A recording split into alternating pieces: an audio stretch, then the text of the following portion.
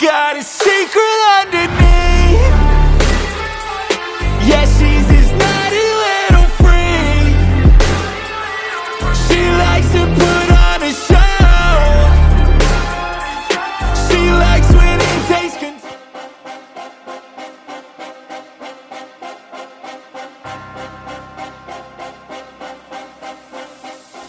Let's get it.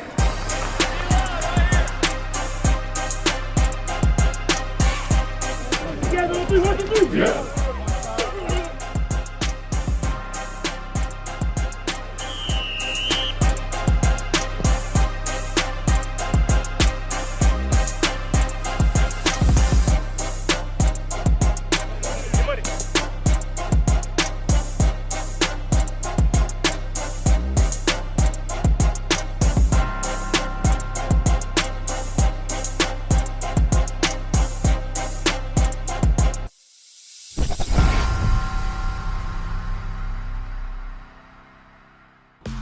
Welcome to Best of the Locker Room, sort of. The interviews actually took place on the practice field. And we'll start with Jaire Alexander talking about the joint practice against the Denver Broncos. I think this was a good day for us. I think there was a lot to learn from. I think there's things we could have been better at.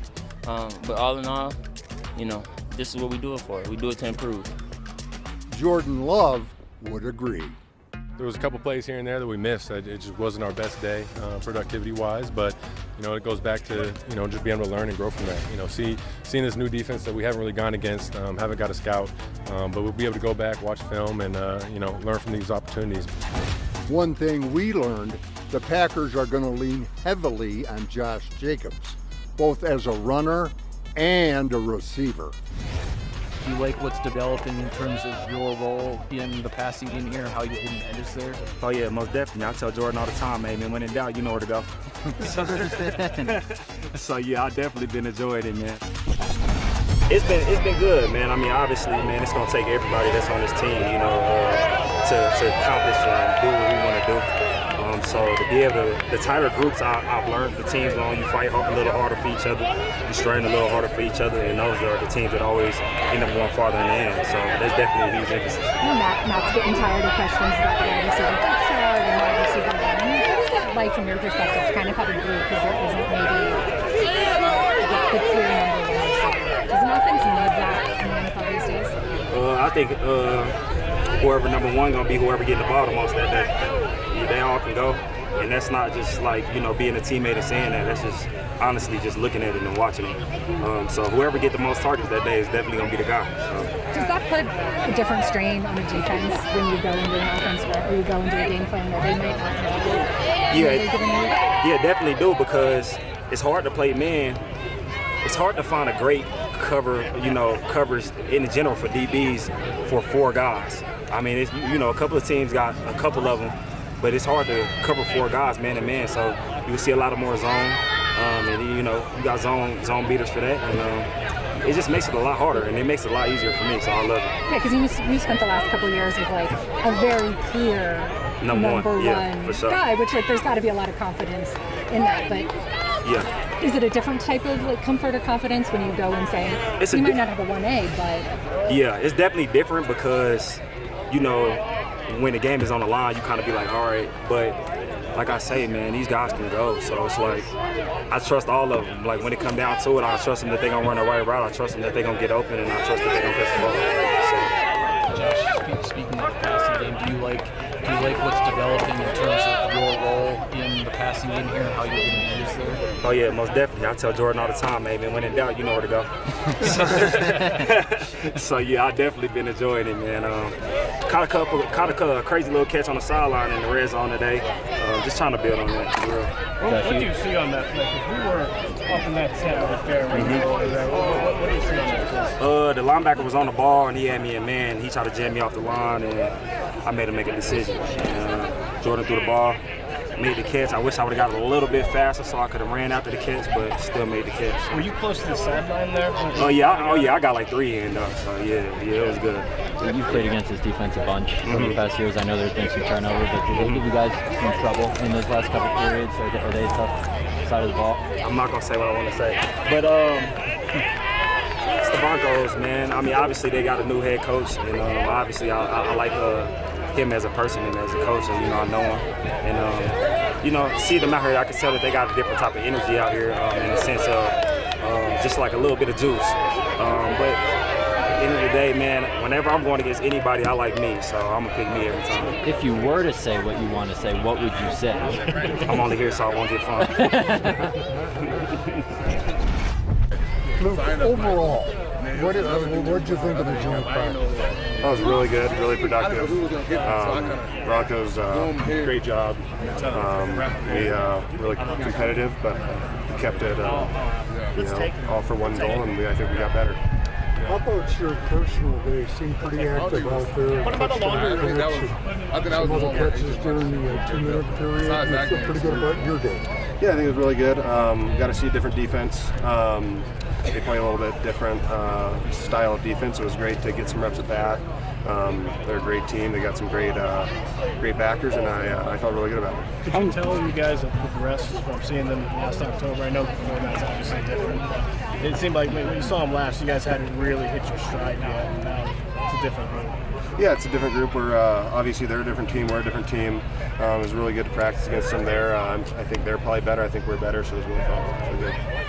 Luke, we never really saw you and Tucker healthy on the field at the same time at your peak. What do you think that can do for this offense this year? It'll be really productive. I think it'll give us a lot of cool options to do as tight ends, and also we got some great other depth of tight ends.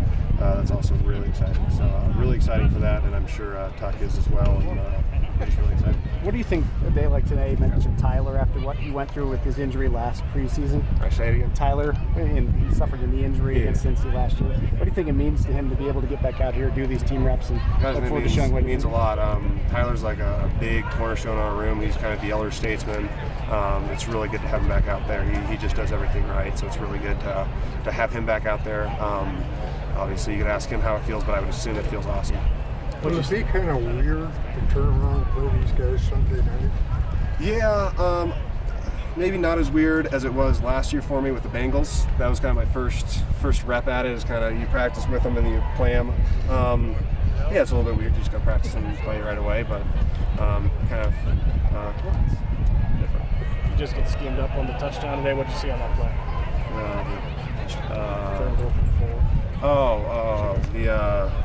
The little slam play. Yeah. Good. Worked as it was supposed to. What's the key to selling that? So, Gotta block. You gotta act like you're actually blocking. Act like you're blocking. does that come down to his footwork? It comes down to everything. Hand placement, footwork, getting off the ball. If he doesn't think you're actually blocking him, he's just gonna drop. So it just comes down to blocking. Steno was excited. Was he? Yeah, love Steno's energy. He's got great energy. So I didn't see it, but I'll have to look at it on film because I'm sure his energy was unmatched. Looked like the closest thing you guys came to a scuffle, even though there weren't any real ones, were when Jordan's arm got hit. I assume you guys take some pride in reacting like that when your quarterback gets touched in practice like this? Yeah. I don't know if I even saw it. Oh, okay. But yeah, we want to protect our quarterback. That's kind of the whole point of us, is to protect him and help production. So yeah, we don't want anybody touching Jordan. If you didn't see it, you might have heard your coach talking to the Broncos guys there. Did you hear Matt say anything? All right, thanks guys. How are you doing after that? Good. Was that a productive experience today? Yeah, I mean, I think it's always productive doing the joint practices, getting to see a new defense, going against new players. So definitely, test your rules for just staying true to plays and seeing a defense that you haven't seen yet. So. They were pretty whooped up on the other side too. I mean, there's a little bit of that too. These two teams going at each other. Any two teams going at each other. It's different, isn't it? Pretty whooped. What is that? They were kind of stirred up. It's different going against a different team than your team. Oh, I mean, joint practice is always, there's just a lot of excitement, and energy. Guys are ready to get after it and just go against somebody else. So there's always that factor.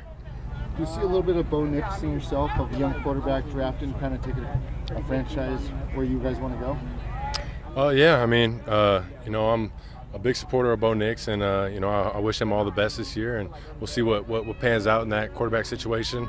But yeah, I mean, he drafted this year. I wish him all the best if he gets an opportunity to start and play some games this year. But yeah, I mean, he's in it for the long journey. To keep just stepping up and get better every day. Jordan, we talked during the week about the opportunity to see a defense you obviously went against last season. What did you learn today? What did you like? What did you want to get better at coming out of this? Yeah, no, I think it was good. Like you said, just seeing a new defense, seeing the defense we saw last year.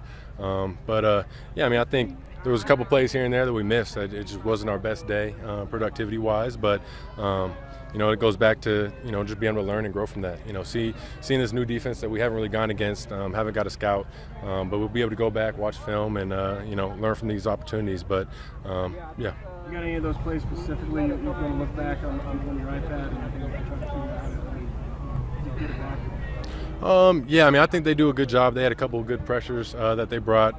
Obviously, I feel like they didn't show too much, but there's a couple of plays that we missed that whether it was just the timing was off, the footwork was a little slow, things like that I want to go see and just kind of break down what exactly went wrong. But you guys won't, the number ones, you won't really do much about it on the field until next week, right? I mean, you're not going to play Sunday. What do you do the rest of the week here? Yeah, I mean, we just get ready. We go back, we watch meetings and watch this practice and learn and grow from that, and then treat it like a regular game. We go back and have our walkthroughs tomorrow and, get ready for the game. What happened on the play where your arm got hit?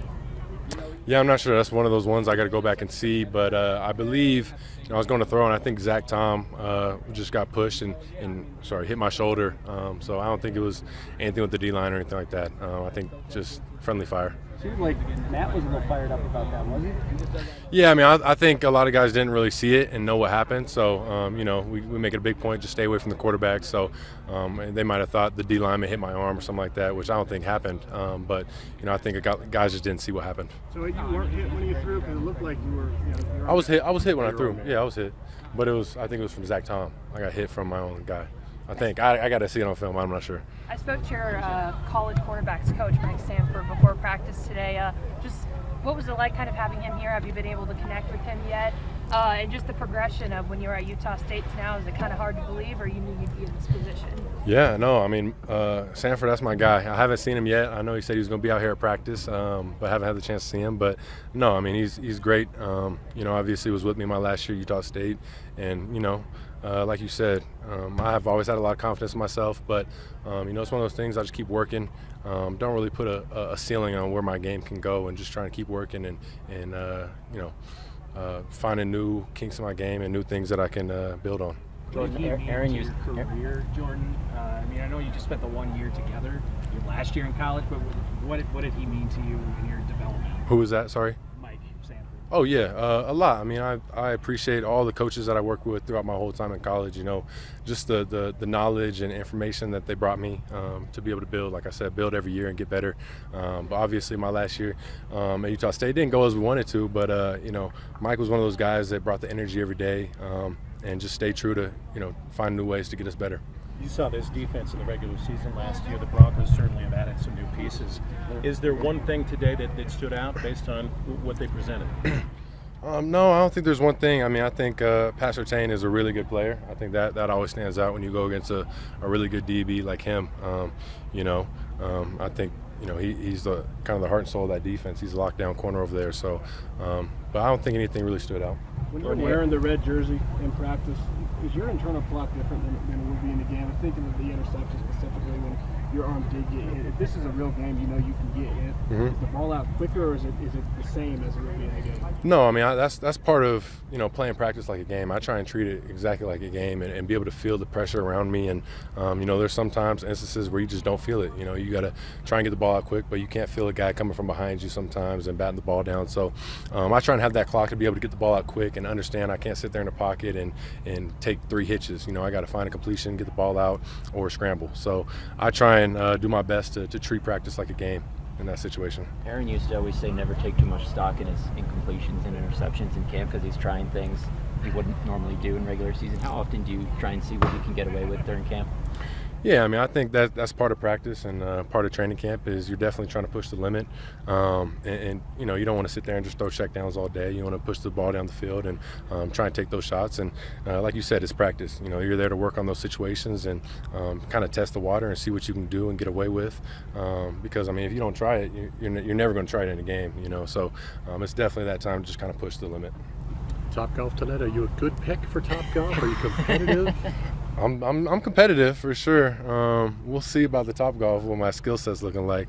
We'll see if any of these guys got enough energy to even swing some clubs. We'll see. But yeah. Is stuff like that valuable though? You mean you had some time last year in Cincinnati. It seemed like it was bonding in this joint practice format. Does that really have residual value going through the season? Yeah, I mean, I think anytime just being around the guys, you know, doing things outside of football is just time to bond, time to get together as a team. But, you know, out here, you know, we don't have much to do, so to be able to do activities is definitely going to help us kill some time. Jordan, going back to pushing that limit, when you do throw an interception out here in practice, do you just chalk that up to kind of that's how it goes when you try to see what you can and can't get away with in this format, or it's not something that's kind of alarming, just as part of practice?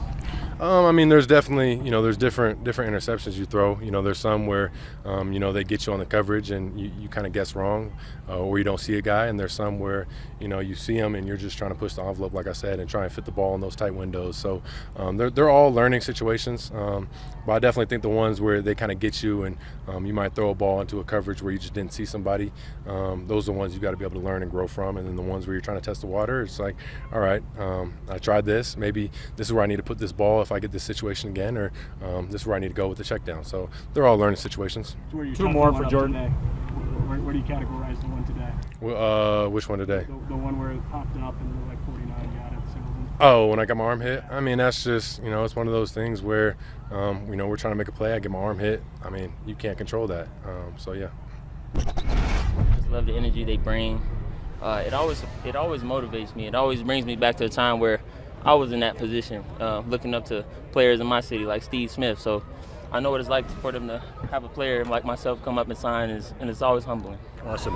What kind of day would you describe this as for you guys in this experience? You know, I think this was a good day for us. I think there was a lot to learn from. You know, I think there's things we could have been better at. But all in all, you know, this is what we do it for. We do it to improve. What was your impression of Bo Nix, Broncos quarterback?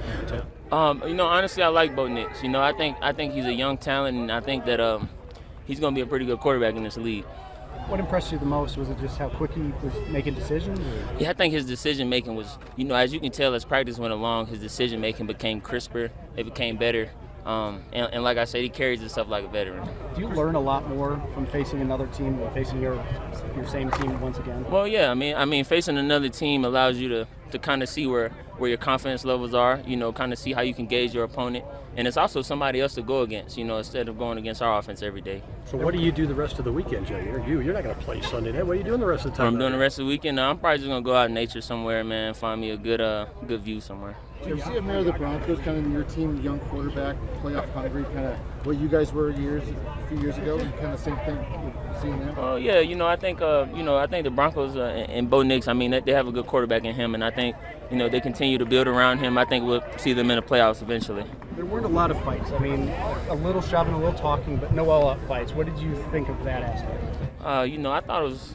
I mean, it's a credit to the coaching, the organization, and the players. I mean, you know, it's hot out here.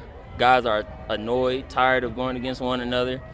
So, I mean, just to have it limited was a blessing. Josh, just so even away from the football aspect of it, what do you see as the value with these joint practices and kind of a team bonding, camaraderie? Well, you know, I think, you know, like I said, I mean, going against another opponent, it just allows you to gauge your level of competition, you know, and I think that it's fun for guys to go against somebody else who, you know, is unfamiliar, you know, who they can kind of gauge, you know, talent off of. Has it been fun to kind of be able to bond with some of the teammates, though, too, you know, through all this? Oh, yeah, man. You know, I mean, you know, guys out here, man, we're fighting, we're battling, fighting with each other sometimes. I mean, hey, it's football, you know, but we'll learn from it, we'll get better. What are you hoping to get out of today, Matt, with these guys? Just a good competitive practice. You know, same thing we do against our people, except it's good to go against an unfamiliar opponent. You know, it makes these guys really trust their rules. I think it tests our rules. Certainly from a structural standpoint on the defensive side of the ball, they run a different defense. It's a 34 defense in their base. And then offensively, they're going to give us some different concepts that our defense is not seeing. So I think all in all, it's going to be a good competitive practice. I know, just being able to practice some of the kickoff stuff, I think will be good for our team, both teams. And so we just want a good competitive practice and want to keep it, safe, just like we do with our own group, and want to eliminate all fighting if possible. How many times you give him that speech? A lot, already? a lot, ad nauseum. So I've already vomited over one question. I'm sure I'll want to vomit over some of these fighting questions here. Yeah, you've done a ton of these joint practices. What has made a successful one in the past versus an unsuccessful one? Is it the drills you can have the guys do? Is No, it I think it's all about just trying to get productive work and cutting all the BS, all the fighting. It naturally, it's football. There's going to be competitiveness. There's going to be chippiness, but can you keep your composure? I think that's part of the beauty of the game. When you're in a real life game situation, it does get chippy. It does get testy. Guys start to talk, but can you keep your composure? Is that why there's one practice versus two? Not necessarily, but I do think that a lot of teams around the league are going to kind of that format. We did it a year ago with Cincinnati, and so looking forward to seeing how it goes today. Before the trip to Cincinnati last year, you talked a lot about how an extended trip this time of year can build camaraderie. Why does that camaraderie matter, say January, what you built this week? I think it matters the entire season. I mean, because adversity is going to come in some form or another, and the teams that typically can stay close together, stay connected, can weather that adversity and get out the other side of it. Younger team too as well, Matt. Even last week in Cleveland, some of you guys were saying it was fun to travel again. It was fun to get on the plane again. Yeah. Is that part of it for these guys, doing this as a group? Yeah, I think so. I think, last night we had a team dinner at Shanahan's, and tonight we'll have an opportunity. We're taking the team to Topgolf. So just moments to try to connect outside of, football. So I think that's important. Matt, how well do you know Sean Payton, and how have your conversations been with him leading into the starting practice? Yeah, it's been great. We've had great communication. I think we both have the same expectations, the same rules for our teams, and so just looking to get a good productive practice. When you have a young quarterback that maybe hasn't played a lot, how much can you know about their readiness level before they play, and how much do you just have to sort of see it once it's Well, I think this is a great opportunity to, again, go against maybe an unfamiliar opponent in regards to you're not seeing the same stuff every day in practice. So I think anytime you get these opportunities, these are as valuable as the preseason games. With that in mind, with the starters expected to get the workload in today and not Sunday, how much emphasis do you put on making sure that this practice is one of the best of the year? Yeah, if the guys don't get their number of reps that we're looking for, then they're going to play in the game. That's just the bottom line. And in order to do that, you got to be out on the field. In order to be out on the field, you got to adhere to the rules. So that's what we expect. Mike Shanahan, obviously highly regarded around here. This year, can you just kind of speak to the influence he's had on you? Oh, Coach Shanahan's had a tremendous impact. He gave me really my first position job with Washington in 2010 as a quarterback coach, and I learned so much from him, not only just X's and O's wise, but how to manage a staff, the attention to detail that he would put into it is like nobody I've ever been around. And so I think all of us that we had when you look back at it, we've had a lot of guys that have gone on to be head coaches, and I think it's because we learned the right way from Coach Shanahan. Was Mike there when you had dinner last night? He was not. I was hoping he was going to be there, but I think he had a prior commitment. Do you sense that this means more to Emmanuel based on his personal history? Who? Wilson? What about it? With his history in Denver? I'm not as familiar. I don't know what you're getting at. going back to Mike Shanahan, I think we usually think of the scheme when we talk about your roots in coaching. When you talk about managing a staff, what was it about him in terms of managing a staff that you pulled away and kind of carried in your career? Well, just his expectations. Like, you knew, and his level of detail. Like, you better be on it, otherwise you were going to feel him. And I think I've never been around somebody that could focus as long as he could. I remember back in 2012 when we're getting ready, we knew we were going to draft Robert Griffin. We're getting ready to implement the zone read, and we didn't want to talk to anybody around the league about it. And so we just would sit in there for hours, and we had this cut up that was a couple hundred plays long, and it was Baylor's offense, it was Carolina Panthers with Cam Newton, and it was Denver actually with what they were doing with Tebow.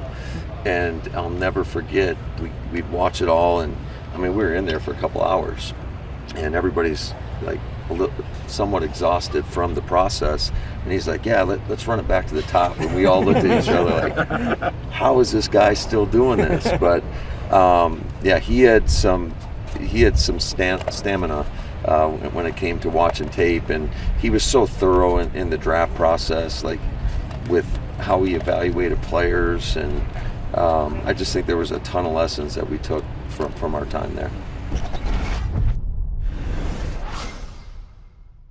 Hey everybody, it's three guys with three things from the Mile High City.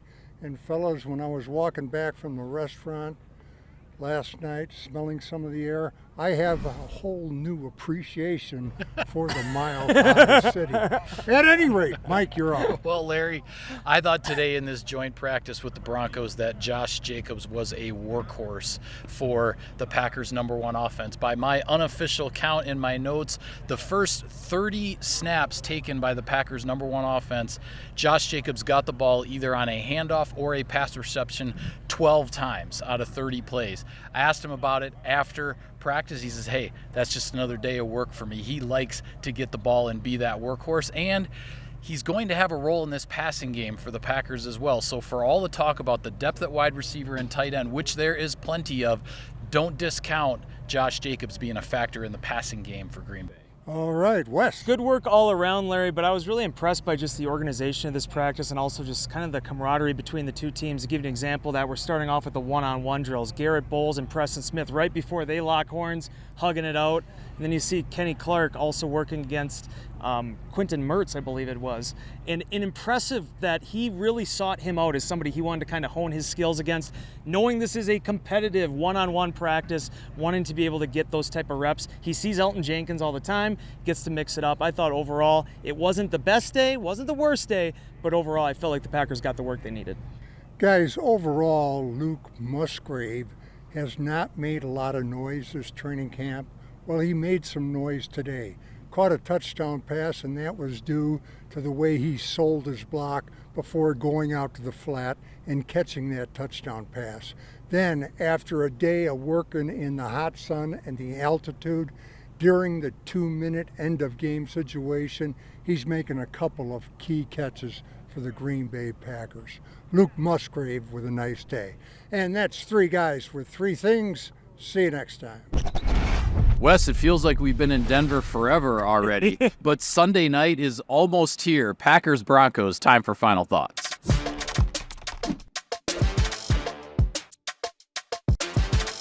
Preseason game number 2, what's at stake? Well, Michael, from everything we understand, by all accounts, the starters will not be playing in this game for the Packers, at least a majority of them. That means it's going to belong to the second and third team units.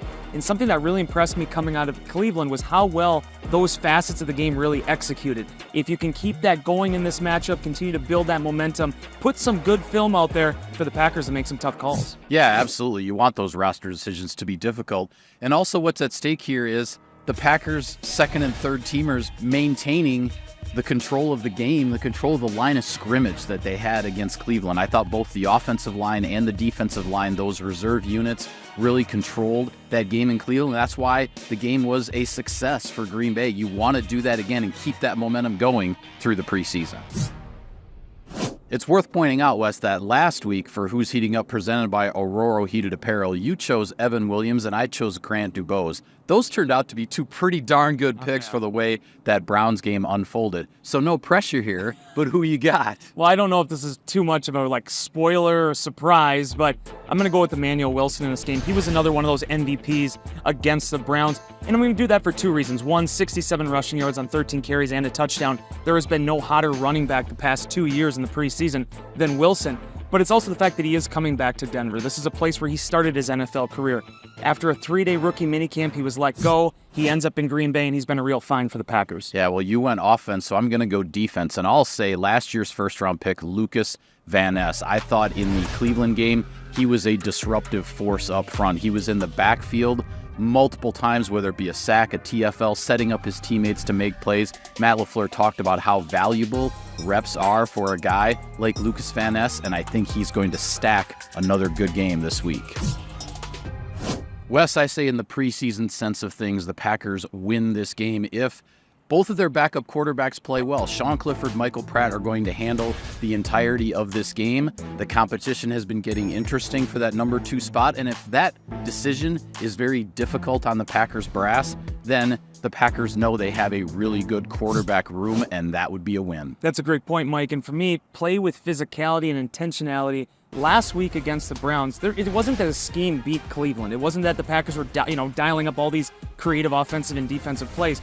It was the fact that, again, those second and third team units, and even the first team with the way they started that game, came out and they dominated. That's what's going to be needed in this matchup, because that's what the Green Bay Packers want to see from these guys. You don't have all the creative envelope at your disposal. Right. These things. It's who steps up, it's who makes their name, and seeing if the Packers can use that to parlay themselves into another victory. Absolutely. Well, with that, we will sign off on this edition of Final Thoughts. Be sure to follow all of our coverage of Sunday night's game from Denver on Packers.com and on all of your social media channels. Thanks for watching, everybody. Enjoy the ball game.